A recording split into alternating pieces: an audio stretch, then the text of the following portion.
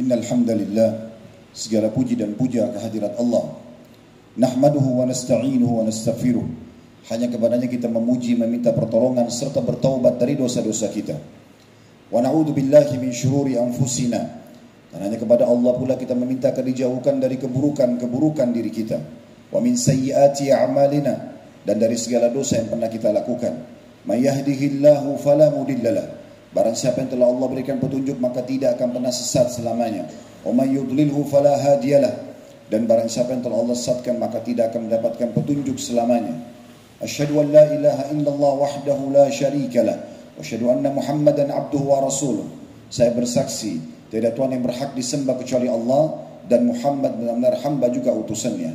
Allah mengingatkan dalam kitabnya, ya ayyuhalladzina amanu taqullaha haqqa tuqatih wa la tamutunna illa wa antum muslimun. Hai sekalian orang-orang yang beriman, bertakwalah, hanya patuh dan tunduklah kepada satu-satunya pencipta segala sesuatunya, baik di langit, di bumi, di kedalaman lautan, terjangkau atau tidak terjangkau oleh mata kita, yaitu Allah subhanahu wa ta'ala. Sebenar-benar patuh dan tunduk, dan jangan kalian meninggal dunia kecuali dalam keadaan Islam. Di ayat yang kedua Allah juga mengingatkan, ya ayuhan nasu taqu rabbakum alladhi khalaqakum min nafsin wahidah wa khalaqa minha zawjaha wa batha minhuma rijalan katsiran wa nisaa wattaqullaha alladhi tasaaluna bihi wal arham innallaha kana 'alaikum raqiba. Hai sekalian manusia, sekali lagi bertakwalah, hanya patuh dan tunduklah kepada Allah yang telah menciptakan kalian dari jiwa yang satu, yaitu Adam alaihissalam, dan telah menciptakan dari jiwa yang satu istrinya Hawa alaihissalam, dan telah banyak memberikan keturunan laki-laki juga perempuan dari keduanya. Sekali lagi bertakwalah kepada Allah dan jagalah hubungan silaturahim. Sesungguhnya Allah senantiasa mengawasi kalian. Di ayat yang ketiga Allah juga mengingatkan, ya ayyuhalladzina amanu taqullaha wa qulu qawlan sadida yuslih lakum a'malakum wa yaghfir lakum dhunubakum wa may yuti'illaha wa rasulahu faqad faza fawzan 'azima. Hai sekalian orang-orang yang beriman, sekali lagi bertakwalah, hanya patuh dan tunduklah kepada Allah, dan jujurlah dalam bertutur kata. Niscaya Dia akan memperbaiki amalan perbuatan kalian, mengampuni dosa-dosa kalian. Barang siapa yang mentaati Allah dan Rasulnya, sungguh dia telah mendapatkan kemenangan yang besar. Amma ba'd, fa inna asdaqal hadithi kitabullah. Kita tahu sebaik-baik rujukan umat Islam dalam segala lini kehidupan mereka, terutama ibadah, adalah kitabullah, Al-Quran. Wa khairu hadi Muhammadin sallallahu alaihi wa ala alihi wa sahbihi wa sallam. Dan sebaik-baik petunjuk setelah Al-Quran adalah petunjuk Nabi besar Muhammad sallallahu alaihi wa ala alihi wa sahbihi wa sallam, yang dikenal dengan as-sunnah. Wa syarrul umuri muhdatsatuha, dan seburuk-buruk perbuatan dalam ibadah yang tidak punya rujukan dari keduanya. Fa inna kullu muhdatsatin bid'ah. Perbuatan ibadah yang tidak punya rujukan dikenal dengan perbuatan baru dalam agama. Wa nabidatin dhalalah. Perbuatan baru akan membawa pelakunya pada kesesatan dan kekeliruan. Dan final kesesatan akan membawa pelakunya ke dalam api neraka. Saudaraku seiman, rahimani wa rahimakumullah. Apa yang kami bacakan tadi dikenal dengan khutbah hajah. Baginda Nabi SAW selalu menggunakan momen-momen penting pada saat ingin mengirim pasukan, ingin menasihati umat. Dalam khutbah Idul Adha, Idul Fitri, khutbah Jumat, beliau seringkali membuka dengan apa yang kami sampaikan tadi, mengingatkan muslimin tentang 3 ayat agar selalu bertakwa kepada Allah Subhanahu wa taala, dan juga bagaimana mereka selalu berpegang teguh pada susunan atau tuntunan wahyu dari Al-Quran dan Sunnah, serta menjauhi apapun yang bertolak belakang dengan wahyu tersebut.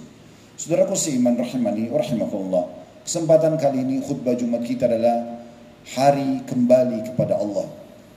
Banyak di antara muslimin yang belum menyadari atau pura-pura tidak mau menyadarinya.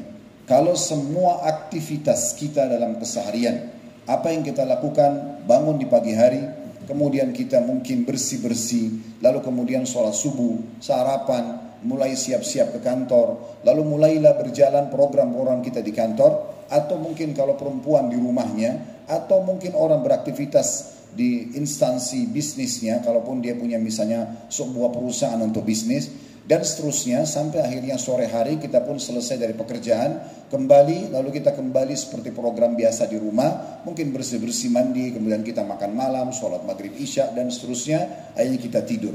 Dan seterusnya seperti itu. Mungkin di weekend, di Sabtu dan Ahad kita punya aktivitas untuk rekreasi keluarga misalnya, atau mengisi dengan hal-hal yang lain yang positif. Semua ini, saudaraku seiman, Ada saatnya nanti semua berakhir. Tidak akan mungkin berjalan seterusnya. Sehebat apapun kita mengejar prestasi dunia ini, sehebat apapun kita menjaga kesehatan kita dengan olahraga, sehebat apapun kita memilih atau mengejar jenjang pendidikan di tempat atau universitas formal misalnya S1, S2, S3, menggelar atau mengejar jabatan kita di kantor, di instansi pemerintahan atau di swasta, semua itu hanya akan berakhir nanti di saat ajal kita datang. Oleh karena itu teman-teman sekalian, hati-hati, jangan selalu terlalaikan. Rumah sakit memiliki ruangan ICU, IGD atau UGD itu hanya beberapa saja. Paling banyak 2 ruangan. Mungkin kalau kita maksimalkan ranjangnya ada 20 atau 30 ranjang misalnya.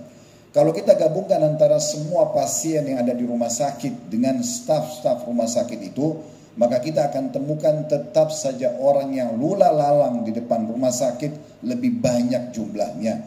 Artinya orang yang mati dalam kondisi tidak sakit lebih banyak daripada orang yang mati sakit. Banyak orang berpikir nanti kalau sudah lemah tubuhnya, sudah bungkuk ya, punggungnya, kemudian juga sudah rabun matanya, masuk ruangan ICU baru dia meninggal dunia.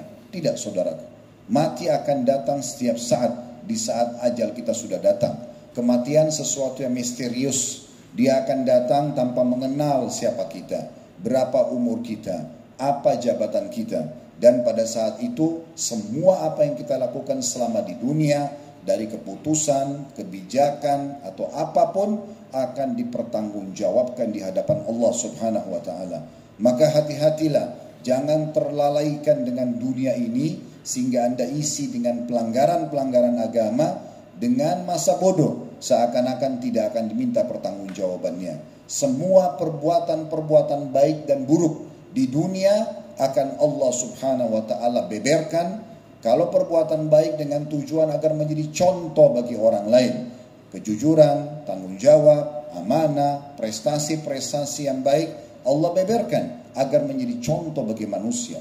Dan kalau perbuatan buruk, korupsi, manipulasi data, atau apapun maksiat kepada Allah, juga akan dipermalukan di dunia. Sebagaimana sering kita lihat dibeberkan di media, Allah punya cara membongkar semua agar si pelaku berhenti sebelum datang siksaan yang lebih berat nanti di akhirat.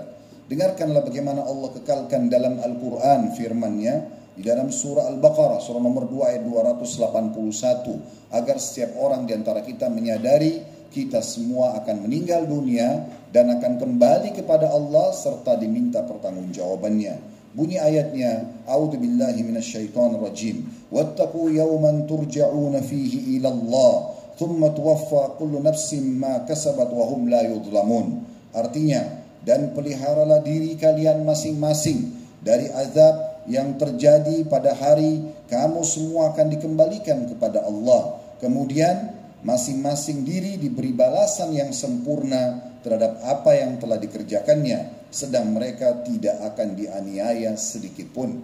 Kalau perbuatannya baik, maka dia akan dapat balasan dari perbuatan baiknya. Kalau dia berbuat buruk, maka juga dia akan dapat balasan dari perbuatan buruknya. Sekecil apapun perbuatan baik itu, Anda tidak akan dianiaya, akan mendapatkan balasannya. Di dunia, kejujuran, tanggung jawab, amanah, bakti sama orang tua, menjenguk orang sakit, membantu orang susah, apa saja sebagai seorang muslim yang sudah kita tahu perbuatan-perbuatan baik dalam agama, di dunia Allah akan muliakan Anda kalau Anda lakukan itu. Hari ini Anda jenguk orang sakit, di saat Anda sakit satu waktu Anda akan juga dijenguk. Hari ini Anda bantu orang yang susah, satu waktu juga akan Anda dibantu. Hari ini Anda jujur, maka besok dan seterusnya Anda terus dipercaya, dan seterusnya. Dan kalau hari ini Anda berbuat perbuatan-perbuatan buruk, manipulasi data, korupsi, atau melakukan apa saja dukungan terhadap kezaliman dan yang lainnya, maka juga Allah Subhanahu wa taala akan beberkan itu di dunia. Berapa banyak orang yang bodoh seakan-akan Allah tidak melihatnya, Allah tidak akan membongkarnya. Padahal sebenarnya di saat Allah bongkar dalam hitungan detik dengan cara Allah, seseorang itu hanya bisa mengatakan, kok bisa ya? Maka jawabannya pasti bisa, karena bagi Allah tidak ada sesuatu yang mustahil. Allah menyebutkan dalam Al-Quran yang sudah kita tahu bersama-sama surah Al-Zalzalah, dalam surah nomor 99 ayat 7 ayat 8. faman ya'mal mithqala dzarratin khairan yara wa man ya'mal mithqala dzarratin syarran yara. Siapa yang berbuat seperti biji sawi dari kebaikan pasti akan diperlihatkan dan juga akan dia terima balasannya. Dan siapa yang berbuat seperti biji sawi dari keburukan pasti akan dibeberkan dan juga akan diberikan hukumannya. Saudaraku seiman, Allah subhanahu wa ta'ala memerintahkan kita sebagai seorang muslim agar selalu sibuk dari kebaikan kepada kebaikan yang baik yang dipandang baik oleh agama Islam. Sekali kita jujur diperintahkan dalam Islam, maka kita disuruh jujur sepanjang hidup kita. Begitu juga pada saat kita amanah, tanggung jawab dan apa saja perbuatan baik tersebut. Dan setiap kali kita terjerumus dalam perbuatan dosa, Allah subhanahu wa ta'ala menyuruh kita segera berhenti dan jangan mengulanginya. Dan Allah memberikan sebuah tiket yang luar biasa. Saya mengerti ini adalah tiket VIP agar kita selamat dari segala macam hukuman yang bisa datang dari perbuatan kita, yaitu taubatan nasuha, kembali kepada Allah dengan tulus, menyesali perbuatan tersebut dan tidak mengulanginya. Islam menyuruh kita selalu berprestasi dan menjadi orang yang terbaik, bukan hanya sekali atau dua kali, sepanjang hidup, sehingga di dunia kita bahagia, nama kita harum, di akhirat pun kita dapat balasan yang terbaik.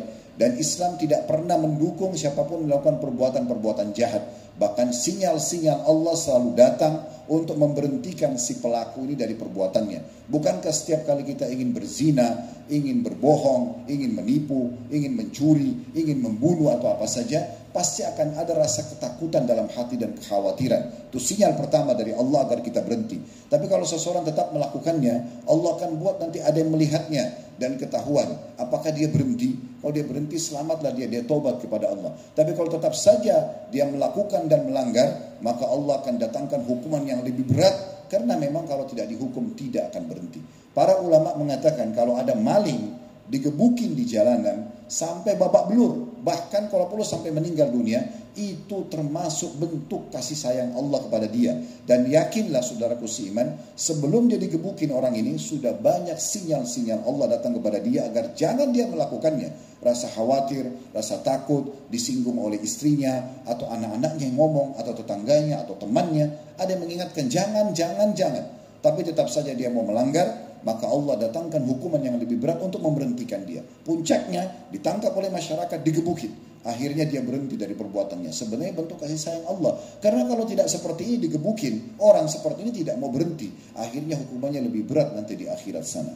Ingat, Allah subhanahu wa ta'ala menyuruh kita agar selalu punya persiapan dari amal-amal kebaikan. Dan meninggalkan semua keburukan. Sebagaimana Allah kekalkan dalam surah Al-Hasyr. Surah nomor 59 ayat 18. Ya ayyuhalladzina amanu taqullaha wal tanzur nafsum ma qaddamat lighad wattaqullaha innallaha khabirum bima ta'malun. Hai sekalian orang-orang yang beriman, bertakwalah kepada Allah, hanya menjadi orang-orang baik saja, jadi orang soleh saja, dan jangan menjadi orang soleh setengah-setengah. Jangan hijrah menjadi orang yang lebih taat kepada Allah setengah-setengah, sekaligus menjadi orang yang baik. Tinggalkan semua hal-hal yang buruk itu. Dan haruslah setiap jiwa itu memperhatikan apa yang telah diperbuatnya untuk hari esok nanti, maksudnya di akhirat. Dan bertakwalah kepada Allah, selalu patuh dan takutlah kepada Allah. Sesungguhnya Allah Maha mengetahui apa yang kamu kerjakan. Nabi SAW mengingatkan kepada kita dalam hadis yang sahih diriwayatkan oleh Imam Muslim, agar kita selalu menanamkan prinsip dasar keimanan, skill spiritual kita selalu diasah, agar kita selalu menjadi orang yang baik sepanjang hidup kita. Dan tidak boleh kita beralih kepada aktivitas yang lainnya yang buruk-buruk. Dan tidak boleh juga kita berputus asa. Nabi SAW mengatakan, Al-mu'minul qawi khairun wa ahabbu ilallah minal mu'minul dhaif wa fi kullin khair. Orang mukmin yang punya prinsip dasar keimanan, akidah, keyakinan yang sangat kuat, amal-amal solehnya yang kuat, itu lebih baik daripada orang mukmin yang lemah, selalu menganggap remeh, mengatakan nanti saja, tidak masalah, kalaupun dihukum nanti mungkin masih bisa dimaafkan. Itu orang mukmin yang lemah. Orang mukmin yang kuat, enggak, ini enggak boleh, maka saya tidak kerjakan. Dilihat atau tidak dilihat oleh atasan, ditahu atau tidak ditahu oleh manusia, bagi saya ada Allah yang mengawasi saya. Itu dasar keyakinan, itu orang mukmin yang kuat. Kata Nabi SAW, dan semuanya punya kebaikan selama dia orang beriman. Lalu kata Nabi SAW, ihris ala ma yanfa'uk, selalulah jaga per detik hidupmu apa saja yang bermanfaat untukmu, maksudnya di dunia prestasi dunia selama tidak haram, dan juga akan dipanen balasannya dalam bentuk pahala hari kiamat nanti. Wasta'in billah wa la ta'jaz, dan selalulah minta perlindungan kepada Allah dan jangan pernah kamu putus asa. Dalam Al-Quran juga Allah SWT mengingatkan surah Al-Baqarah surah nomor 2 148 agar selalu setiap muslim bersaing satu sama yang lain dalam kebaikan-kebaikan. Potongan ayat yang sangat pendek tapi sudah turun dari 1400 tahun yang lalu. Fastabiqul khairat, berlumba-lumba dalam kebaikan-kebaikan, dari kejujuran-kejujuran yang selanjutnya, dari sedekah ke dermawanan selanjutnya, dari sholat ke sholat selanjutnya, dari puasa selanjutnya, zikir, doa, baca Quran, apa saja lakukan secara kontinu dan terus menerus. Fastabiqul khairat, berlumba-lumba dalam masalah itu, dan jangan pernah bangga dengan amal yang sudah kita kerjakan, karena tidak ada yang tahu berapa banyak kadar pahala yang diberikan atau sudah diterima atau belum oleh Sang Pencipta Allah Subhanahu wa taala. Saudaraku seiman, Syekh Utsaimin rahimahullah menafsirkan salah satu ulama Saudi firman Allah tadi fastabiqul khairat, berlumba-lumba dalam kebaikan. Beliau mengatakan jadilah orang yang nomor 1 dalam kebaikan. Jadi jangan menjadi orang nomor 2. Jangan selalu membanggakan amal orang lain. Dulu ayah saya itu selalu sholat malam, ibu saya selalu baca Quran. Itu ayah dan ibumu, saudaraku. Dia akan menerima balasannya, bukan kamu. Kamu tidak akan dapat apapun dari amal mereka. Oh, teman saya di teman kantor itu selalu jujur. Dia jujur, dia akan dapat balasan. Kamunya juga perlu jujur. Jangan cuma selalu berbangga dengan amal orang lain. Benahi diri kita, maka kita akan dapat balasannya. Ingat, tidak akan mungkin kita akan panen pahala dari seseorang kecuali kita sendiri praktisi dari kebaikan itu, dan kemudian kita ingatkan orang untuk melaksanakan hal tersebut.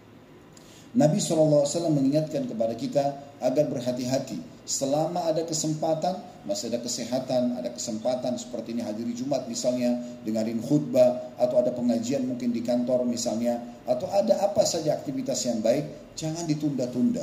Karena kita tidak tahu, mungkin itu kesempatan terakhir kita, saudara. Di saat ada orang miskin lagi minta, jangan pernah negosiasi sama syaitan yang mengatakan kepada kita, mungkin dia itu orang bohong, mungkin itu anak pinjaman, mungkin dia pura-pura dan segala macam hal. Itu syaitan yang membuat kita untuk tidak segera mengerjakan amal soleh tersebut. Bukan tugas kita di saat orang miskin sedang minta, kita negosiasi sama syaitan untuk membatalkan perintah agama yang disuruh eksekusi. Orang miskin lagi minta atau ada orang yang lagi minta, tugas kita memberi, bukan menilai, bukan negosiasi sama syaitan. Innamal a'malu binniyat, semua sesuai dengan niatnya. Kalau kita memberi orang miskin misalnya dengan niat sedekah, kita dapat pahalanya. Kalau ternyata orang miskin itu pendusta, penipu, dia tipu, dia tidak, sebenarnya bukan miskin, maka dia juga akan dibalas sesuai dengan niatnya. Kalau di masjid ini ada orang datang membawa sebuah proposal pembangunan masjid misalnya di Jawa Tengah, dia bawa proposal masjid ini, kita mau bangun masjid bapak-bapak sekalian dengan 100 juta rupiah. Lalu kemudian kita menyumbang 100 juta itu. Sebulan kemudian kita tahu ternyata orang itu menipu. Dia tidak bangun masjid. Apakah kita rugi? Demi Allah kita tidak rugi. Kita akan dapat sesuai dengan niat kita. Dapat pahala sudah bangun masjid. Dan yang menipu itu demi Allah akan dihukum oleh Allah cepat atau lambat. Tidak ada sesuatu yang terlambat yang Allah eksekusi di muka bumi ini. Dan Allah itu sari'ul hisab, sangat cepat sekali hisabnya. Hati-hati. Kata Nabi SAW, badiru bil amali fitanan kakita'il layli mudlim. Segera beramal soleh kalau sudah di depan mata kalian. Eksekusi, tidak usah diikuti sama syaitan.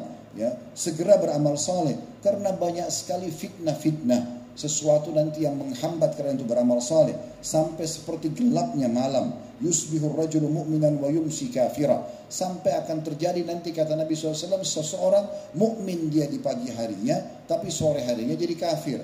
Wa yumsi mu'minan wa yusbihu kafira. Ada juga orang sore hari beriman, tapi ternyata pagi harinya besoknya sudah menjadi orang kafir.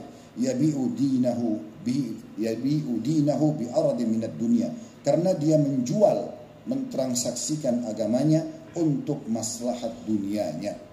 Saudaraku seiman, Allah Subhanahu wa taala memerintahkan kepada siapapun dari hamba-hambanya yang sudah berbuat amal saleh untuk mempertahankan, dan siapapun yang sedang membuat pelanggaran-pelanggaran agama, dosa apapun, setiap orang di antara kita pasti tahu dosa apa yang dia lakukan, untuk segera memberhentikannya sebelum datang hukuman-hukuman yang berat. Allah berfirman kepada kita dalam surah Al-Imran surah nomor 3 133. Wasari'u ila magfiratin min rabbikum wa jannatin arduha as-samawati wal ardu iddatil muttaqin. Bersegeralah kalian, berlumba-lumbalah kalian kepada pengampunan Tuhan kalian. Kalau sedang buat dosa, berhenti, karena semua pelanggaran akan ada konsekuensi hukum. Di dunia saja kita pasti ada konsekuensi hukum. Melanggar satu peraturan pemerintah, berarti kita atau satu peraturan perusahaan, siap ada konsekuensi hukumnya. Begitu juga di akhirat. Maka jangan selalu masa bodoh dengan hukuman-hukuman yang datang. Orang yang cerdas, orang yang tidak mau merusak nama baiknya, tidak mau merusak masa depannya, tidak mau merusak misalnya jabatan yang sudah dia miliki, karena dia melanggar pelanggaran-pelanggaran yang akhirnya jelas akan mendatangkan hukuman buat dia. Allah mengatakan tadi, berlumba-lumbalah kalian kepada pengampunan Tuhan kalian dan kejarlah surga dengan setelah berbuat buruk, taubat, lalu kemudian sibuk dengan amal saleh yang luasnya seluas langit dan bumi, dijanjikan untuk orang-orang yang beriman. Kesudahan dan akhir daripada kehidupan setiap orang yang patuh, saudaraku seiman, atau kita biasa bahasakan di ceramah itu adalah saleh, akan sama. Lihat Nabi Muhammad SAW pemimpin orang-orang saleh. Lalu para sahabatnya Abu Bakar, Umar, Uthman, Ali, Talha, Zubair, Ridwanul Alim, dan banyak sekali sahabat Nabi yang patuh-patuh. Di dunia Allah muliakan mereka. Allah jadikan Abu Bakar, Umar, Uthman, Ali khalifah, raja kaum muslimin. Di dunia Allah sudah muliakan. Seorang wanita pernah melihat Umar bin Khattab jadi khalifah. Lalu dia mengatakan, wahai Ibnu Khattab, saya melihat kau di Mekah dulu, berlari-lari di jalan Mekah, dan kamu adalah manusia tidak dikenal sama sekali. Namun setelah kau muliakan dirimu dengan keislaman dan amal saleh, Allah angkat derajatmu menjadi raja seperti ini. Maka jangan sampai membuatmu sombong dan lalai. Maka Umar bin Khattab menangis mendengarkan nasihat tersebut. Memang Allah muliakan begitu. Dan akhirnya di akhirat pun mereka akan dapatkan yang terbaik sebagaimana di dunia. Pasti akibatnya sama. Teman-teman coba berusaha menjadi orang soleh, akibat kita akan sama dengan orang soleh sebelum kita. Sederhana. Di kantor misalnya di perusahaan atau di kantor instansi seperti ini, kita mengikuti teman-teman kita yang terdahulu senior kita yang berprestasi. Dia jujur, dia amanah, dia tanggung jawab. Maka kita ikutin jejak dia, akan sama hasilnya. Kita pun akan dikenang baik-baik. Tapi kalau kita ikutin orang-orang yang pelanggar, memanipulasi data, korupsi dan segala macam, akibatnya dia dipenjara misalnya, maka kita akan sama akibatnya. Jangan selalu masa bodoh dengan akibat-akibat seperti ini, karena pasti akan sama, tidak akan berubah hasil tersebut. Oleh karena itu harus hati-hati saudaraku seiman.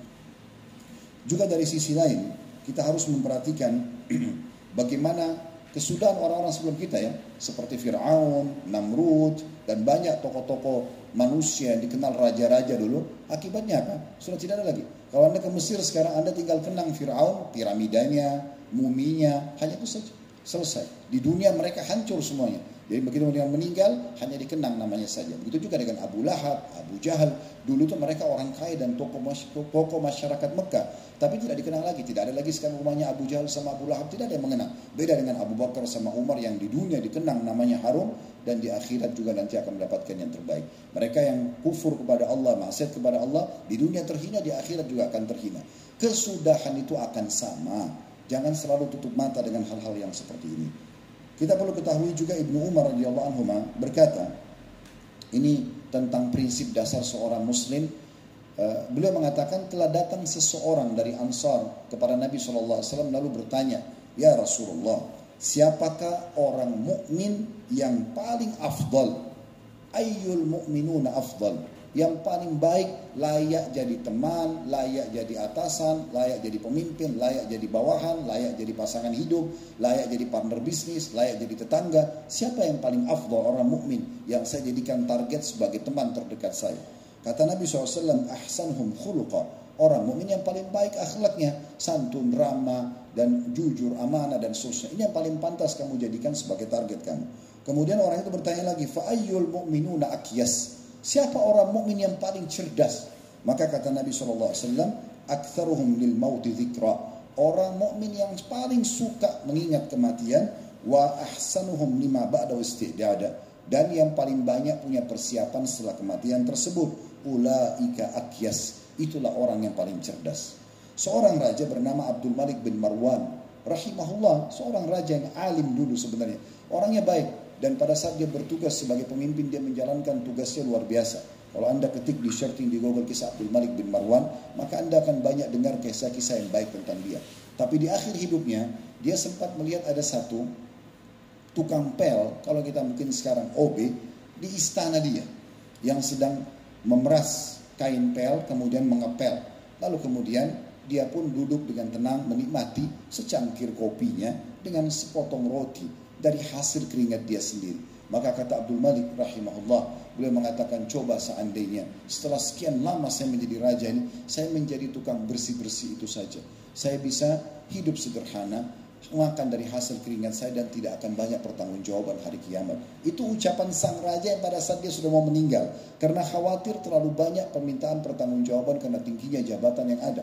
Tentu bukan orang tidak boleh punya jabatan, tapi seseorang di akhir hidupnya bisa saja menyesal seperti itu. Maka salah satu ulama namanya Abu Hazim Salamah bin Dinar rahimahullah, beliau mengatakan setelah mendengar statement itu, segala puji bagi Allah, segala puji bagi Allah yang telah membuat mereka para raja-raja itu berharap di akhir hidupnya agar kehidupannya seperti kita, lebih sederhana. Dan segala puji bagi Allah yang membuat kita masyarakat biasa tidak berharap di akhir hidup mati seperti mati mereka.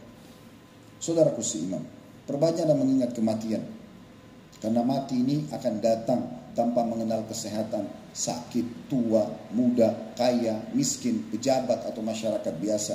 Dan ini adalah sesuatu yang akan mengakhiri semua episode kehidupan kita.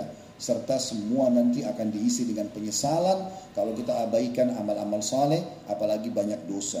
Ingatlah sabda Nabi SAW dalam hadis riwayat An-Nasai dan Tirmidzi, "Aktsiru dzikra hadhimil ladzat." Perbanyaklah mengingat pemutus semua kenikmatan dunia, maksudnya kematian.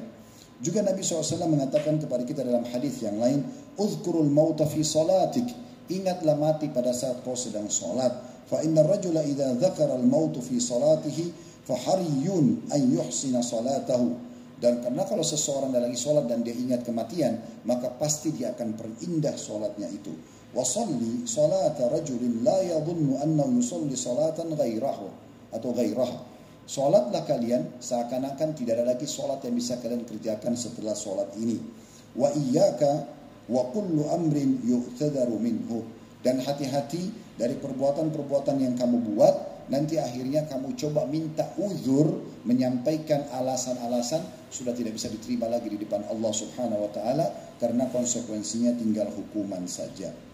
Saudaraku seiman, Nabi SAW juga mengatakan dalam hadis yang lain, "Aktsiru dzikra hadhimil ladzat." Perbanyak untuk mengingat pemutus kenikmatan dunia, maksudnya kematian.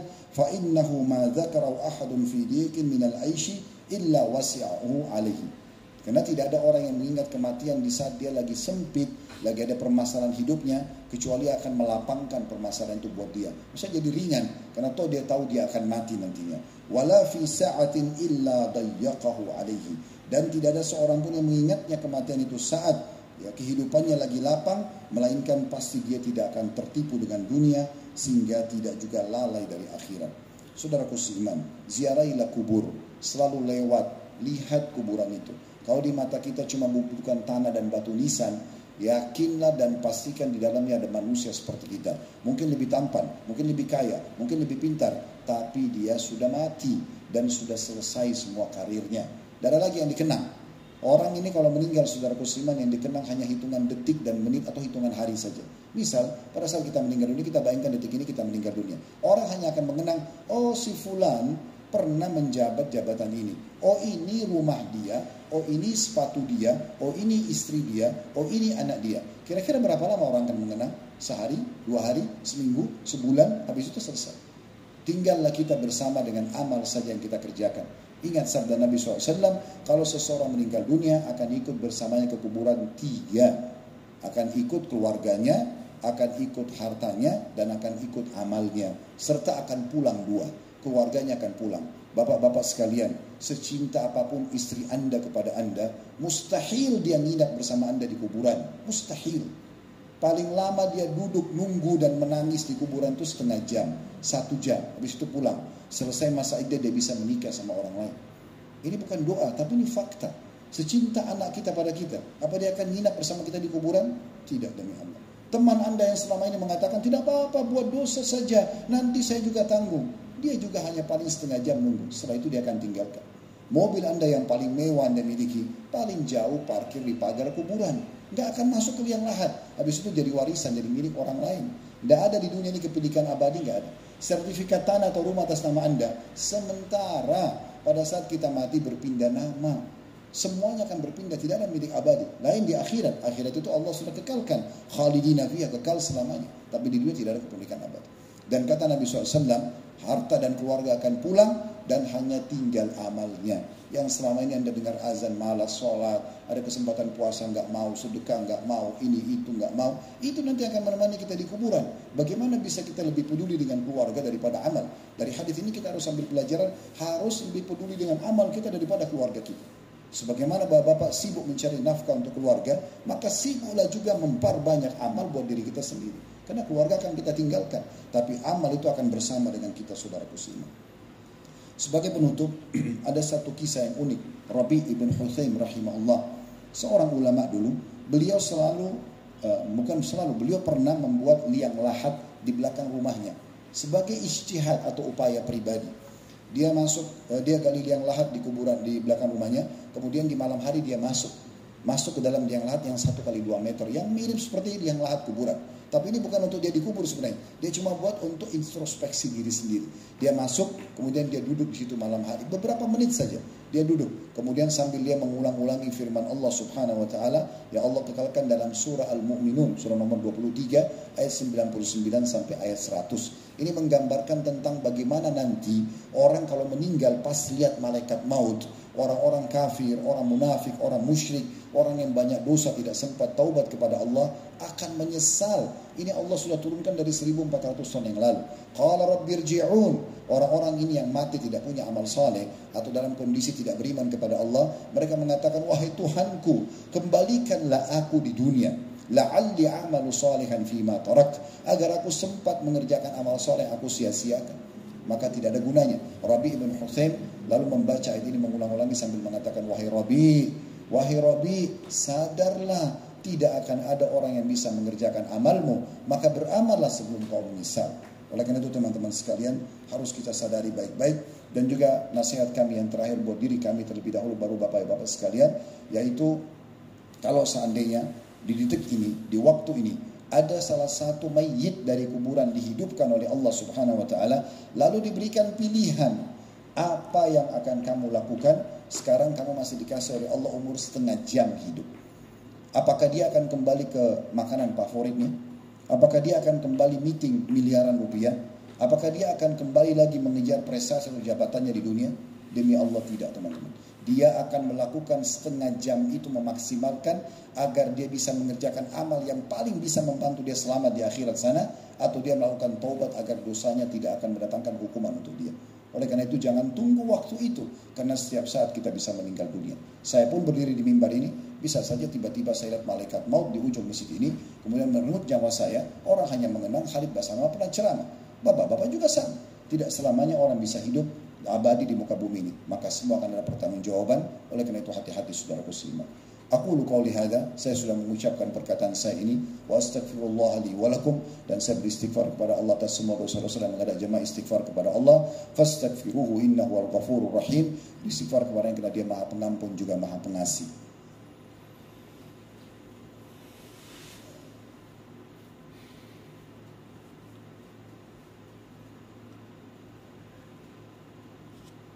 Alhamdulillah, wassalatu wassalamu ala rasulillah. Segala puji dan puja kehadirat Allah Subhanahu wa taala, juga salawat dan taslim kepada Nabi besar Muhammad sallallahu alaihi wa alihi wasallam. Hari ini hari Jumat, salah satu hari pilihan Allah Subhanahu wa taala untuk umat Muhammad sallallahu alaihi wasallam. Sebagaimana Nabi Muhammad SAW mengatakan, Yahudi telah memilih hari Sabtu sebagai hari mereka, Nasrani hari Ahad, dan Allah memberikan aku hidayah atau petunjuk untuk memilih hari Jumat. Ini adalah hari yang terbaik, hari diciptakan Adam alaihissalam, hari dimasukkan ke dalam surga, hari diturunkan ke bumi, dan hari juga diwafatkan. Dan tidak akan terjadi kiamat kecuali hari Jumat. Dan di hari Jumat seperti ini ada waktu mustajab, diijabah setiap orang muslim yang berdoa. Dan ada dua buah riwayat yang masyhur Yang pertama kata Nabi SAW, Jumat ada 12 waktu, maksudnya 12 jam. Dari azan subuh sampai azan maghrib. Tidak ada seorang muslim yang berdoa di waktu itu kecuali diijabah. Dan perbanyaklah doa selepas asar sampai terbenam matahari. Lalu Nabi SAW memberikan isyarat dengan tangan beliau seakan-akan waktunya sangat sedikit. Dalam riwayat lain, kata Nabi SAW, tidak ada seorang muslim berdoa kecuali diijabah di hari Jumat. Dan Nabi SAW mengatakan waktu itu adalah di saat khatib sedang duduk di khutbah kedua sampai diiqamahkan sholat. Makanya kita temukan semua khatib-khatib kita, para ustadz-ustadz atau asatidah ataupun para kiai, mereka pada saat menyampaikan khutbah, pasti di khutbah kedua itu diisi dengan berdoa, karena ini termasuk waktu mustajab. Mari kita hadirkan hati dan fikiran kita untuk berdoa kepada Allah Subhanahu wa taala, semoga Allah ijabah. Alhamdulillahirabbil alamin.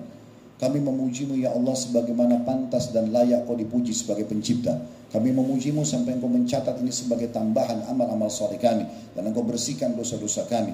Kami juga mengucapkan salam hormat kami kepada utusan-Mu Nabi Muhammad sallallahu alaihi wa ala alihi wa sahbihi wasallam, sebagaimana Engkau telah perintahkan kami untuk mengucapkan salam hormat kepada beliau. Ya Allah, kami tidak berkumpul di salah satu rumah-Mu ini kecuali karena ingin menjalankan kewajiban Kau bebankan kepada kami. Maka terimalah ini dengan pahala yang sempurna, serta terimalah seluruh amal-amal saleh yang pernah kami kerjakan, sunnah ataupun wajib, ikhlas ataupun pulang ikhlas, yang sedang kami kerjakan, yang akan kami kerjakan sampai menjelang ajal datang nanti dengan pahala yang sempurna. Ya Allah, jangan Engkau sisakan satupun dari dosa-dosa kami, kecil ataupun besar, sengaja tidak sengaja, kecuali Engkau telah maafkan. Ampunilah kami, ampunilah kedua orang tua kami, seluruh kerabat kami, seluruh muslimin dan muslimat, mukminin dan mukminat yang hidup dan juga yang sudah meninggal. Ya Allah, jagalah kemerdekaan, persatuan dan kesatuan negeri kami ini. Ya Allah, berikanlah petunjuk para pemimpin kami untuk menjalankan tugas dan amanah dengan baik. Jadikan kami masyarakat yang selalu gotong royong dengan pemerintah kami untuk menjaga persatuan, kesatuan dan kemerdekaan kami. Dan majukanlah negeri kami, lunasilah utang-utang negeri kami, dan jadikan kami sebagai contoh bagi negeri-negeri yang lain.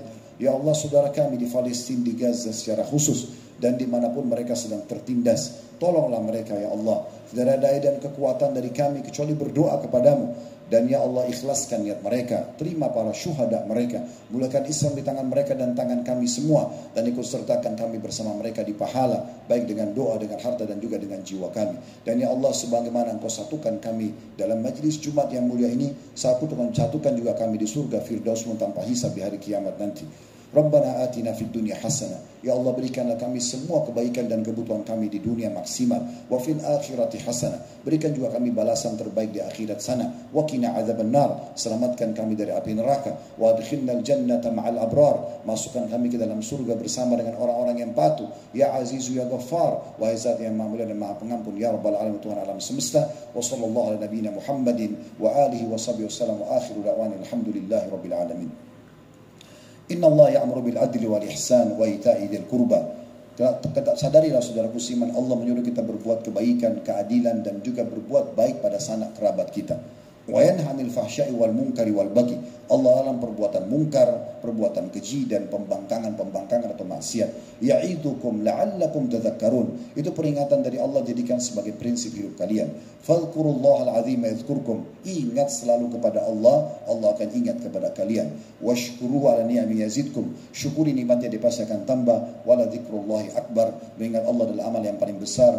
Wa aqimis shalah, dan dirikanlah salat.